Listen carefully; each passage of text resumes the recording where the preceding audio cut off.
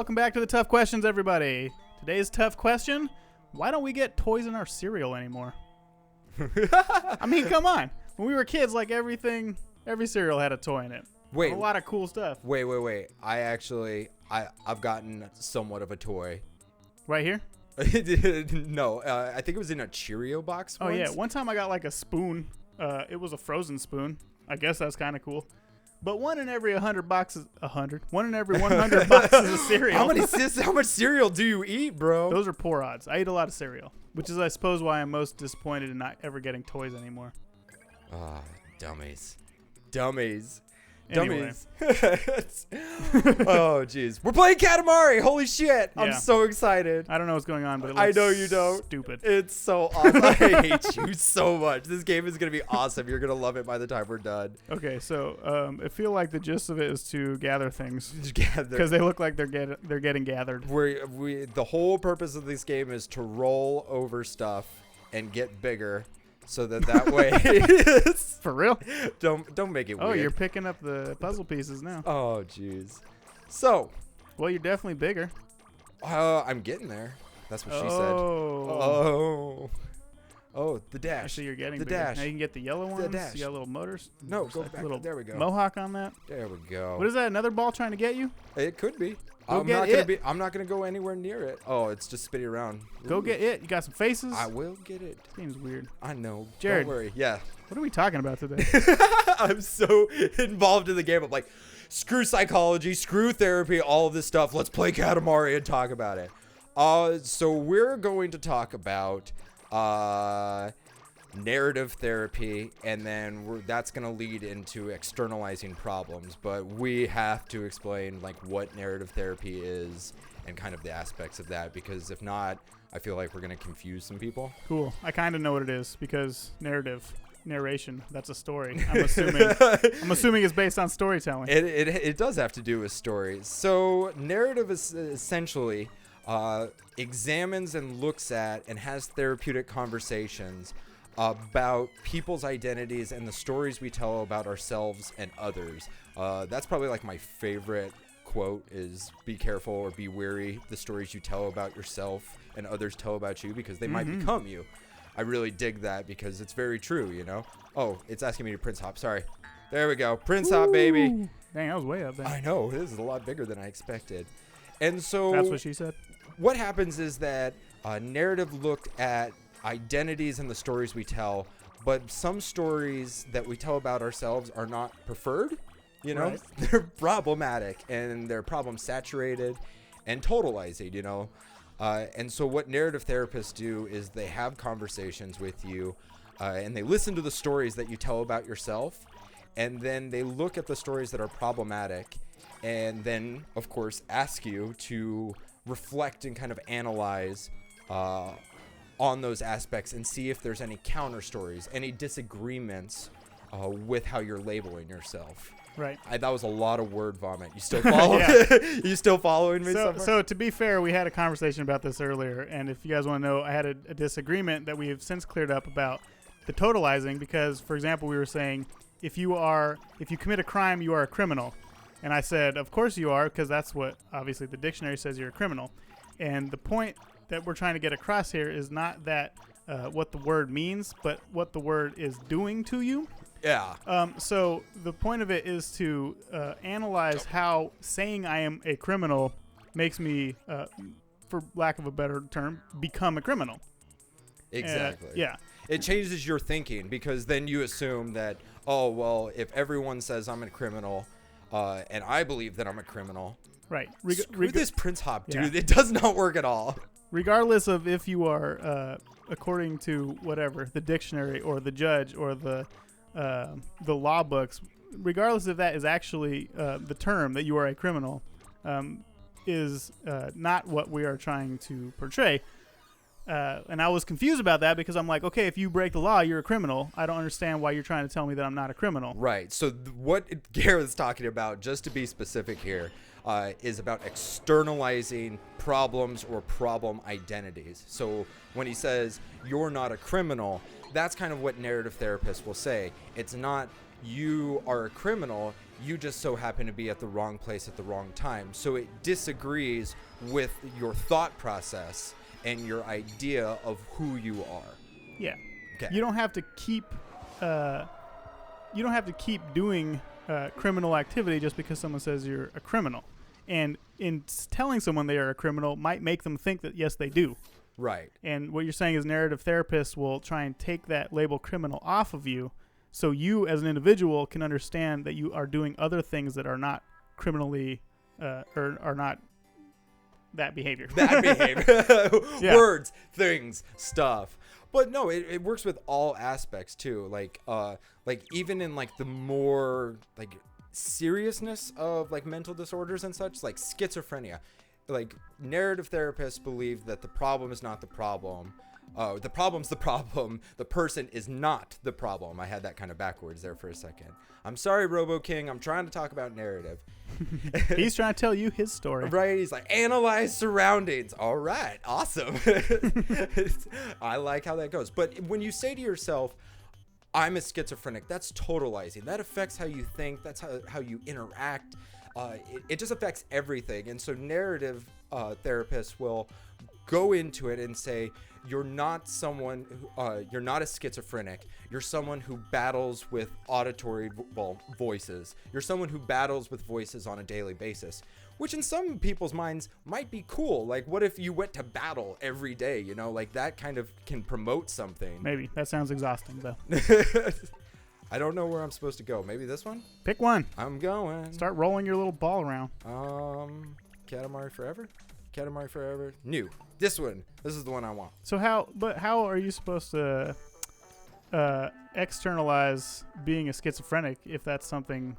Yeah, that's not. I mean, that's more than just a term that somebody gives you for an action you've done. Right. That's something that's in your brain. So in the therapeutic realm, I need to be very specific here because narrative and what we're talking about is in a therapeutic realm.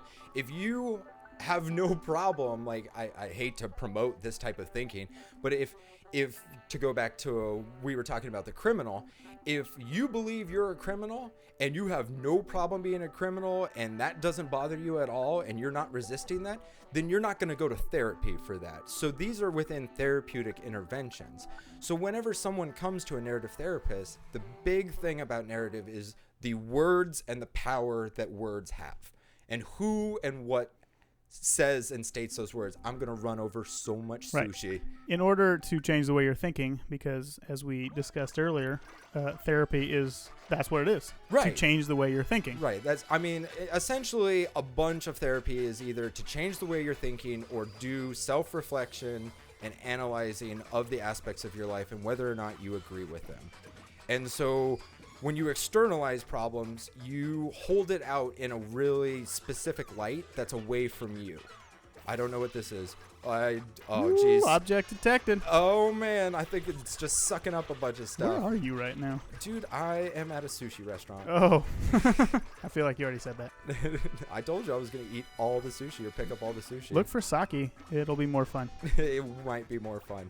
So then what we do is what narrative therapists do is they look at those aspects, those problem stories, those problem identities, and then we start looking for counter stories or disagreements within that story. So if you're a criminal, we're getting into counter stories. I wanted to only talk about externalizing, but I think they go hand in hand. When you look for counter stories, if you're a criminal and every single Sunday you go and do community outreach at like the youth center, or you go to the church with your grandma and, feed the homeless, those are not necessarily aspects that agree with being a criminal. Would you agree? Yeah. So I keep saying we, just as therapists You're in not general. a therapist yet. Let's be clear on that. Yeah. Not licensed, not yet.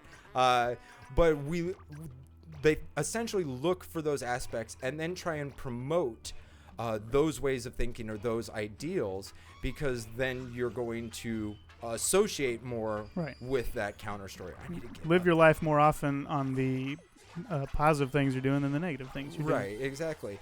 And we kind of talked about this a little bit.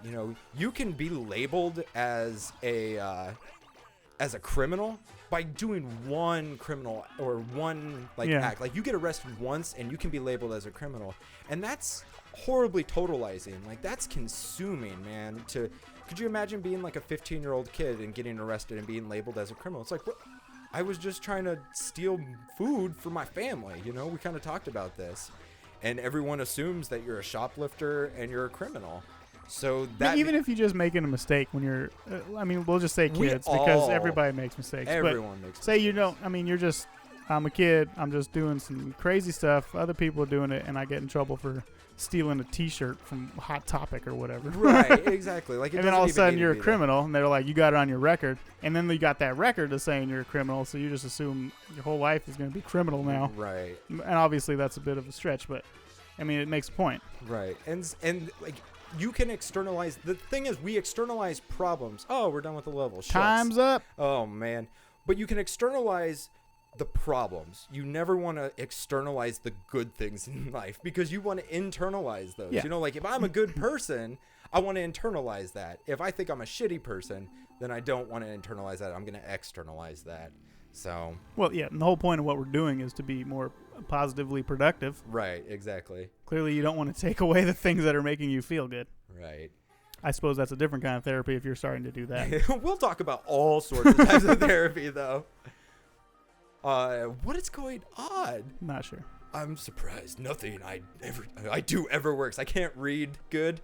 I can't read good. I wish my sensors could perceive the future. Me too. If you could perceive the future, then I think we would be able to not deal with problem stories as much, because then you could see them coming. It's like, oh, well, instead of being a failure and failing this test in the future, I'm going to study a little bit more. Well, yeah. Unfortunately, you can see that.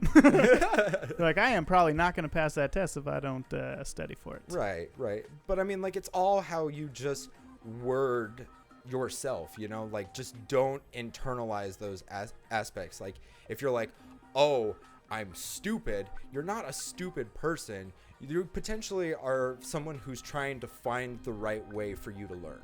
Like, see how much of a difference that makes just by saying, like, just by telling yourself that? Right, and just think, like, there's so many different ways of measuring intelligence. Like, if you aren't good at math, say you suck at math, and then, like, the person in the class next to you, like, you're stupid, you don't even know that.